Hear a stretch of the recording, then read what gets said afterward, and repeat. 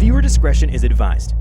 So how about this? We set it up like it's a normal daredevil routine, with a guy on a huge, loud-as-hell motorbike, flying off a ramp, jumping over an audience member, but of course, I'm a plant in the audience. He flies off the ramp, but he doesn't have enough speed. He's gonna crash into me.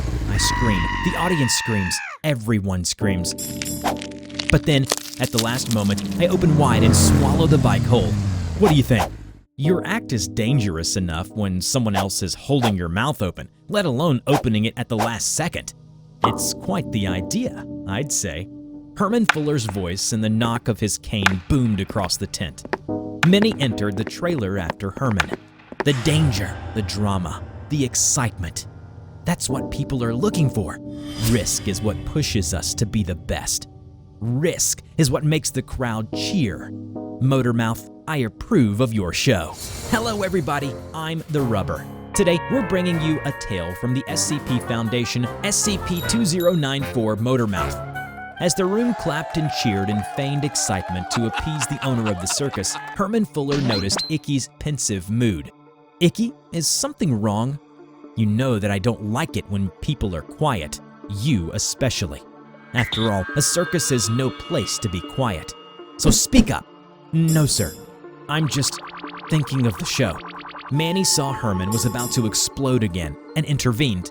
She's just planning the show like she always does. You know how she is.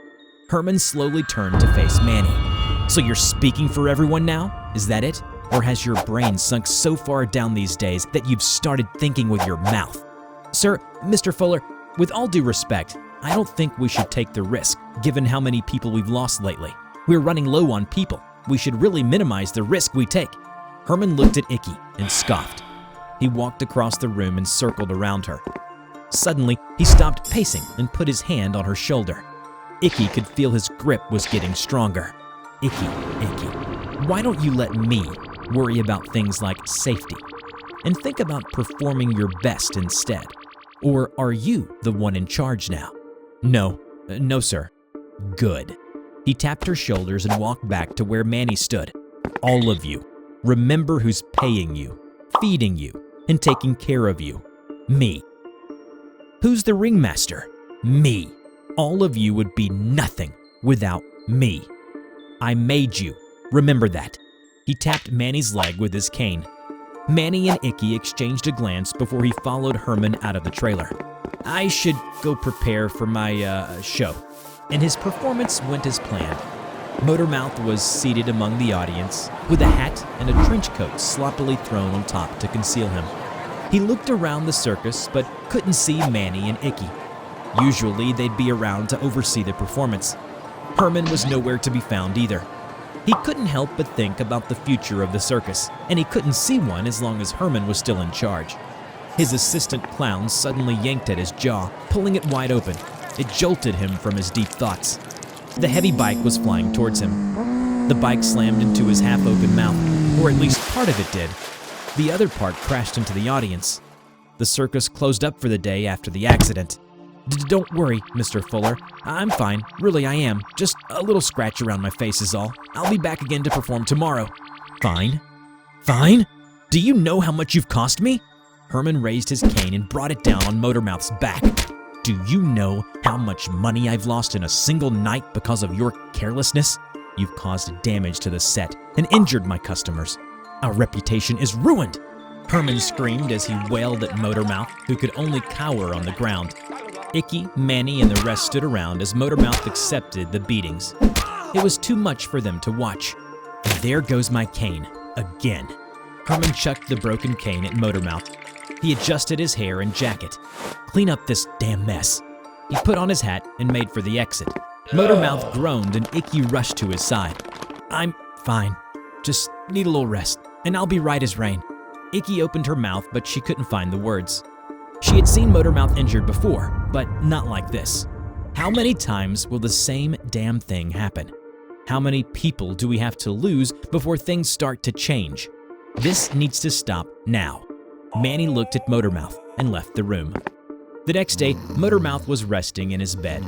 He covered his ears as the staticky screech of the circus's antiquated PA system crackled through the air. Attention! All employees are to report to the ringmaster ringmaster's tent immediately for a very important announcement. All employees. Don't make me repeat this. Motormouth watched as clowns and freaks dropped what they were doing and hurried past him left and right. By the time Motormouth arrived, a large crowd had already assembled in front of the ringmaster's tent. A small stage had been erected, with a drawn curtain concealing what was no doubt an unwelcome surprise. Everyone seemed to be ill at ease, with a few furtive murmurs the only sound to break the ominous quiet. Motormouth ducked off to join the other freaks. He squeezed through the crowd and made it to Icky, who took her place at the front of the clowns. "What's going on?" "Motormouth, you shouldn't be up yet. Must be something big to call everyone out. Where's Manny?" Before Icky could say anything, Herman strode onto the stage. He had got himself a new cane, but looked unusually forlorn with a handkerchief clutched in his hand. "Friends, I'm afraid I have terrible news this morning." As he spoke, he dabbed at his tears with the handkerchief. "As you all know, Manny has been with us since the start. However, that ends today." He pulled down the curtain behind him, revealing the man with the upside-down face hanging upside down by his ankles, with his arms bound and his mouth gagged. "Manny!" He had the audacity to question my leadership and my care for all of you. I have to say, it's so nice to finally see your face the right way up after all these years. Calling me a paranoid, strung up. Who's strung up now? You! I was beaten almost to death because of you. For all of the talk about looking out for us, what a hypocrite you are. It was your idea, remember? It was not my fault that the bike crashed into you. The rest of the clowns and freaks remained silent. "You can't kill him!" "Oh, my dear Icky. You see, this man here tried to sabotage our family. He wants to remove me as your loving caretaker. You're not gonna let traitorous scum like this tear our family apart, will you? That's it. I've had enough." Icky drew out her deck of trick cards. All 54 cards were engulfed in a red aura, and they went flying towards Manny and cut through the ropes that were binding him. Herman hurled his cane like a spear at Icky, but Motormouth was able to open his mouth wide enough to swallow it. Icky called back the cards and held them around herself in a defensive posture. "How dare the both of you! I feed you, clothe you, house you, protect you from the SCP, and this is how you repay me? All these years, you've done nothing but terrorize us. We performed for you. We died for you. But what did we get in return? Nothing but fear. Your reign of terror ends now." Motormouth spat a huge gobbet of spit towards Herman, who wiped it off his face, his hand trembling in anger. "If you want something done right." Herman clapped and the curtains of the tent flew open and out rode a procession of 24 penny-farthing bicycles, mounted by ghastly creatures that looked like a human circulatory system made from twisted, rusted wires. Their arms were long enough to touch the ground, and their gangly necks were too weak to support their drooping heads. Kill all of them. Nobody disobeys Herman Fuller and lives. I can replace all of you just as easily as killing you. A green fire flared up inside the chest of each penny farthing, smoke and flame wafting out of every opening. They howled as if in maddening pain and began assaulting the crowd in a wild frenzy. Icky threw her cards at each monstrosity's wheel. Motormouth reached down his throat and pulled out his submachine guns. "Get down, all of you!" The clowns and freaks all ducked as Motormouth spun around and emptied both his guns. Herman whistled, calling one of the penny farthings to him. He leapt onto its back and rode it into the den of freaks. He came out only seconds later, wielding a cutlass, trying to find Icky in the chaos. He thought that if he killed her, he could quell the rebellion. Her, Manny, Motormouth, and anyone else who had dared to speak out against him. There, in the middle of the battle, he saw her. So focused was he upon his target that he didn't see Manny rushing towards him, ramming a tent pole through the spokes of his penny farthing's wheel. As Herman was thrown through the air, he saw all of his penny farthings were destroyed. "And now, folks, for my last trick.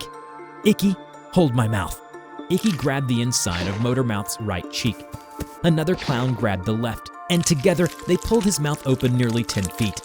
Herman flew right down his gullet and into his second stomach. And the crowd goes wild. Indeed, the crowd burst into victorious cheers at the sight of Herman's demise. "You got him?" "Yeah, but this isn't long term. I'm worried any second he might come bursting out of me like an alien." "Don't worry, I have a plan. I've got the kaleidoscope up and running." The three of them ran to the kaleidoscope, where a portal leading to a black abyss was waiting. On 3, they stretched open Motormouth's mouth, and on cue, he regurgitated Herman straight into the abyss. Herman screamed in rage, and as he tumbled into the portal, his hat fell off his head, landing on the floor. Good riddance. Now what? Icky thought for a moment and walked back to the clowns and freaks. Folks, good people of the circus, Herman Fuller is no longer with us. Those who wish to stay may stay, and those who don't, you may do as you please. The crowd looked at each other. Some hesitated before they left, and some went without a second thought. So, is this it now? We just disband? We won't, don't worry. Herman didn't do anything but bark orders, spend money, and kill people. I can run this circus fine without him. Better, even. Does that mean you're going to be the ringmaster? Manny chuckled at the suggestion and placed the hat on her head. No, I don't think I have the face for it. The ringmaster should be a little easier on the eyes. Someone who's a good performer and a good leader. Yeah, have to say, the hat doesn't look as nice on you as it does on her, Manny. You can't be serious. Why not? You've been here almost 40 years. You know this circus inside and out. The clowns love you, and anyone else who's not afraid of clowns loves you. Icky thought for a moment and embraced them. So, what sounds better? Icky the ringmaster or ringmistress?